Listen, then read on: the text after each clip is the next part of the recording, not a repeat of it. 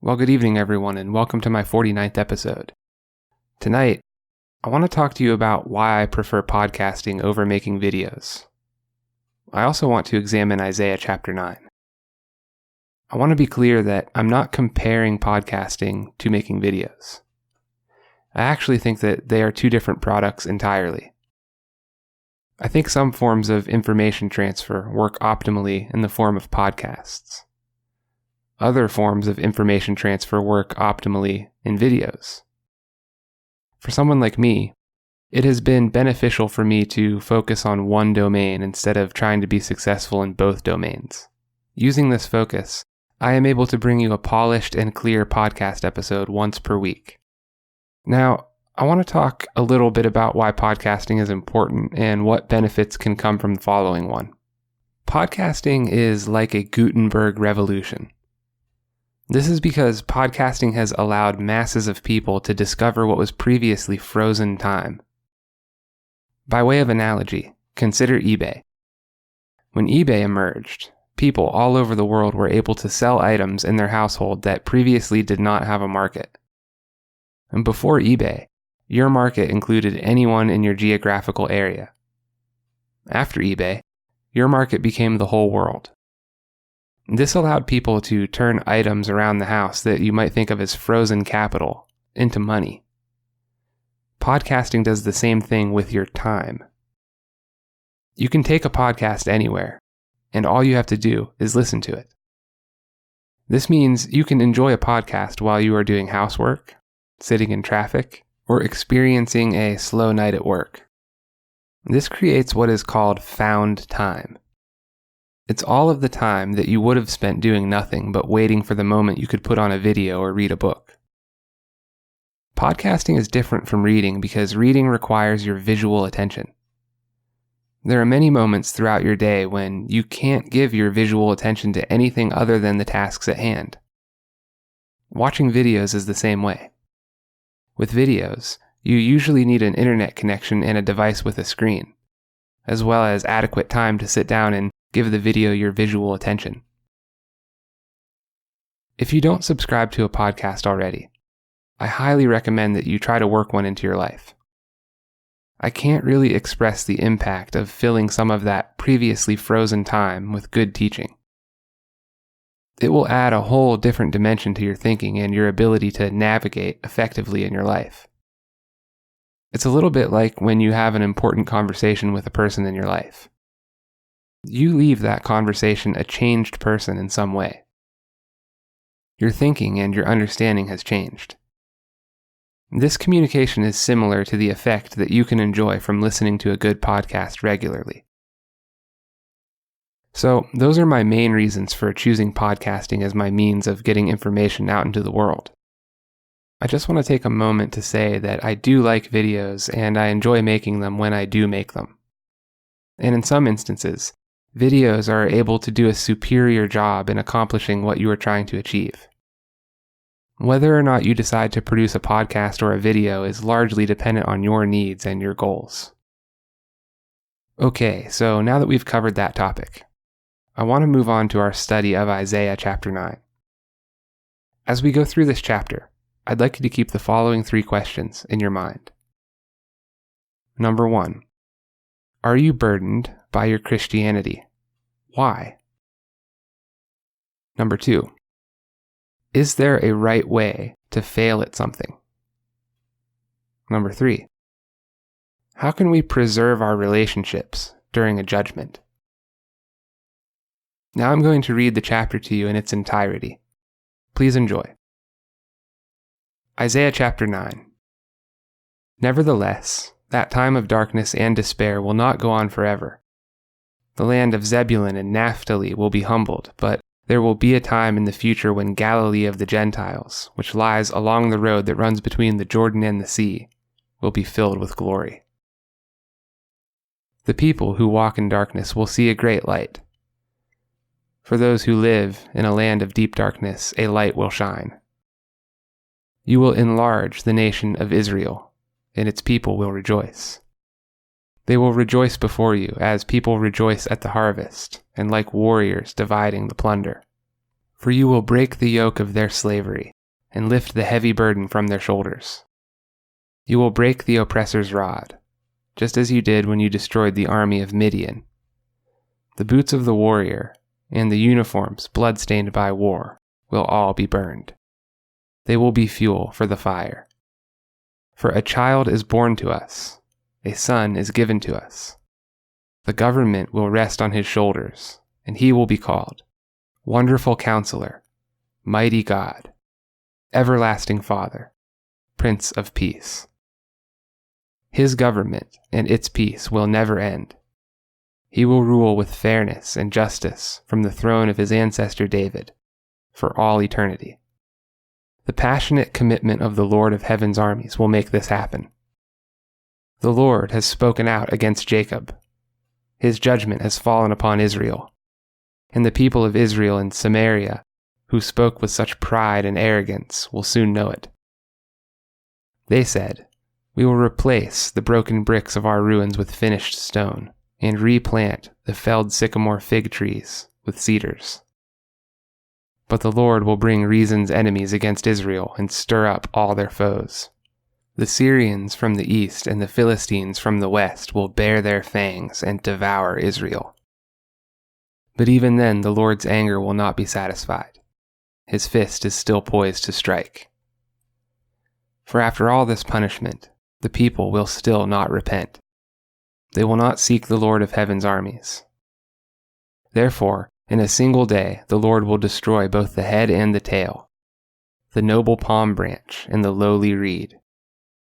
The leaders of Israel are the head, and the lying prophets are the tail. For the leaders of the people have misled them. They have led them down the path of destruction. That is why the Lord takes no pleasure in the young men and shows no mercy even to the widows and orphans. For they are all wicked hypocrites, and they all speak foolishness. But even then the Lord's anger will not be satisfied. His fist is still poised to strike. This wickedness is like a brush fire. It burns not only briars and thorns, but also sets the forests ablaze. Its burning sends up clouds of smoke. The land will be blackened by the fury of the Lord of Heaven's armies. The people will be fuel for the fire, and no one will spare even his own brother. They will attack their neighbor on the right, but will still be hungry.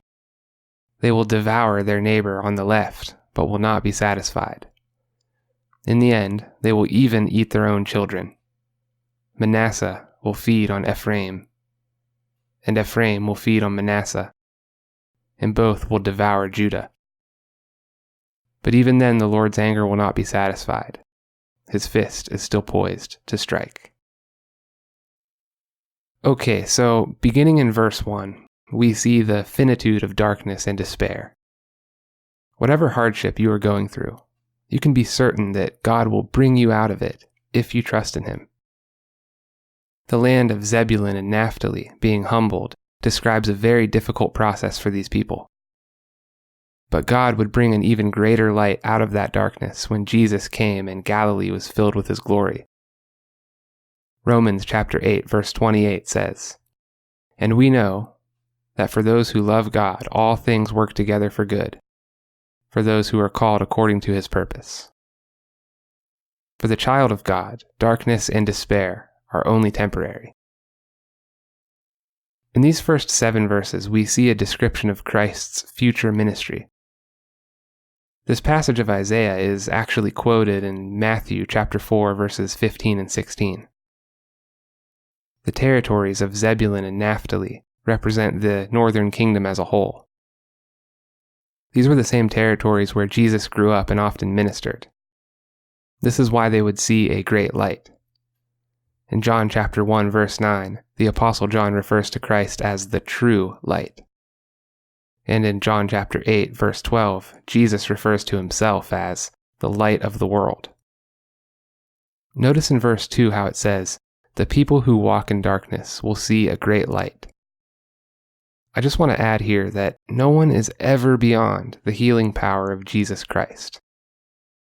If you are still breathing, it's not too late for you. There is nothing you could have done in your past that reaches beyond the grace and mercy of Jesus. There is no place on earth that is dark enough or evil enough to shut out the light of God. In verse 4 we read, "For you will break the yoke of their slavery and lift the heavy burden from their shoulders. You will break the oppressor's rod, just as you did when you destroyed the army of Midian." The idea here is that these people were enslaved by their sin. And that brings us to our first question. Are you burdened by your Christianity? Why? Many people discuss Christianity as if it is like slavery to God. And that's not the right way of thinking about it. Christ is who sets you free from your bondage to sin. In John chapter 8, verse 31, we read, "So Jesus said to the Jews who had believed him, 'If you abide in my word, you are truly my disciples, and you will know the truth, and the truth will set you free.'"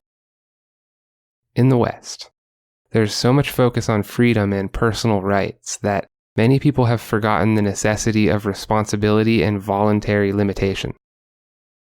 Let me explain. You are like a train. As a train, you could desperately want to be set down on open ground and be free to roam wherever you desire. But all that will happen is you will get stuck in the mud. You can't go anywhere without railroad tracks. Human life is the same way. You actually cannot move forward in any direction unless you first specify an aim. When you specify an aim, you automatically rule out many things that are not relevant to your aim. That is what it means to take on voluntary limitation.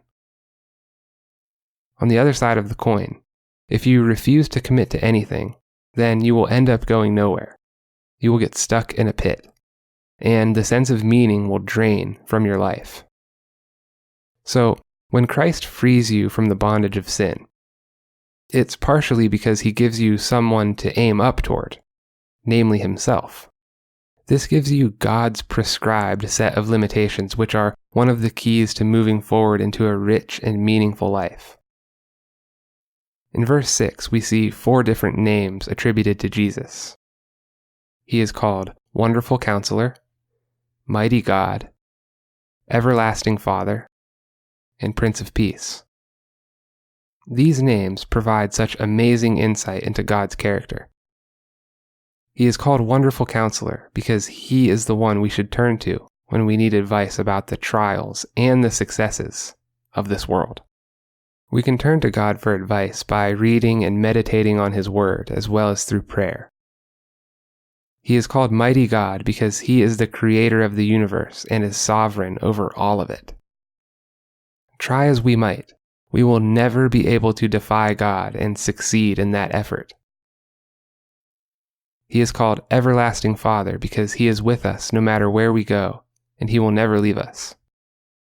We can take refuge in him and be sure that he will save us and bring us into his presence at the end of our lives. He is called Prince of Peace because his judgment is perfect. This world has never known perfect justice and will never know perfect justice until Christ establishes his reign. Humanity has been dogged by war ever since the dawn of time. But we can be certain that the world will finally know perfect peace when all of creation is abiding by God's precepts. Now let's take a look at verses 8 through 10. The Lord has spoken out against Jacob. His judgment has fallen upon Israel. And the people of Israel and Samaria, who spoke with such pride and arrogance, will soon know it. They said, "We will replace the broken bricks of our ruins with finished stone, and replant the felled sycamore fig trees with cedars." This brings me into my second question. Is there a right way to fail at something? It looks to me like these people tried to move on without God, and when they failed, they didn't stop to learn. They doubled down on their efforts. I think failing presents us with an amazing opportunity to learn. But we will only be able to take advantage of that opportunity if we have humility. In fact, it is possible to be so proud that you become blind to the learning opportunity altogether. You never see it. And that dooms you to repeat your failures over and over. There's also something interesting about failure. People are terrified of it. Many people are so afraid to fail that they never commit to an aim to begin with. You see, the moment you specify your aim, you also specify the conditions of your failure. But if you never specify an aim, then you can blame something or someone else instead of taking responsibility for your failure. Many people do this. They will establish some vague goal in their life without establishing a direction to start moving toward it. They have no aim. Then, when they fail and things don't go their way, they cast blame on the system or on the world for being unfair to them and oppressing them. By this, they attempt to absolve themselves of the responsibility for their own failure. All of that deceptive work is motivated by the fear of failing. I would say the right way to fail is to understand that failure isn't necessarily bad. Failure represents a moment where you can find out where you went wrong and make adjustments to yourself. This means that you will be less wrong in the future, and that will pay dividends. So, the people of Israel were haughty and proud in their failures. Instead of turning back to God, they decided they would pursue their own way with even more zeal. They brought God's judgment down upon themselves even harder, to the point where we pick up in verse 20. They will attack their neighbor on the right, but will still be hungry. They will devour their neighbor on the left, but will not be satisfied. In the end, they will even eat their own children. Manasseh will feed on Ephraim. Ephraim will feed on Manasseh, and both will devour Judah. But even then, the Lord's anger will not be satisfied. His fist is still poised to strike. So, imagine your nation turns away from God. This is a description of the chaos that will ensue every time. This is a description of people turning on each other and attacking each other from the depths of their confusion. This is what happens when a nation pursues a neo-Marxist ideology that is mixed with an anemic, relativistic moral code. People will kill each other to gain power. When your nation does not have a low-resolution grand narrative of life upon which to unite under, then there is nothing left to do but fight for power. Without God, whoever wins the most power has the most legitimate worldview. And when you try to enforce equality of outcome by waging a war on competence, your cities burn and your people starve to death. Families and neighborhoods collapse and turn on each other. This is a description of the poisonous world without God. And that brings us to our third and final question. How can we preserve our relationships during a judgment? Let's imagine the West doesn't turn itself back towards sanity. Let's imagine the craziness runs rampant until God steps in and levels judgment. If we are alive during that judgment, we need to be sure that our faith is strong and that our relationships with our families and neighbors are founded on love, not on gain. Examine the relationships in your life. How many of them are born from a value that you gain from the other person? How many of them are born from unconditional love? How many people in your life do you profess to love only because they can give you what you want and need? If you had nothing left to offer but your love, would your relationship survive that? If your answer is no, I would encourage you to start rebuilding these relationships on the proper foundation: faith in Jesus Christ and unconditional love. If you have relationships that are toxic and cannot be rebuilt, let them go. Make no mistake, if you cling to the wrong people instead of to God, you will drown in the chaos when it emerges. Faith, hope, and love are the eternal attributes of life, and they are the attributes you must use to preserve your relationships during difficult times. If you find this content valuable, feel free to share it and to use it in your own studies. If you'd like to support this podcast, you can do so at www.patreon.com/Michael H. Bond. There is a link in the description. Your generosity goes a long way to promoting the growth of this enterprise and the cause of free speech. Thank you all for joining me this evening, and I will see you in the next episode.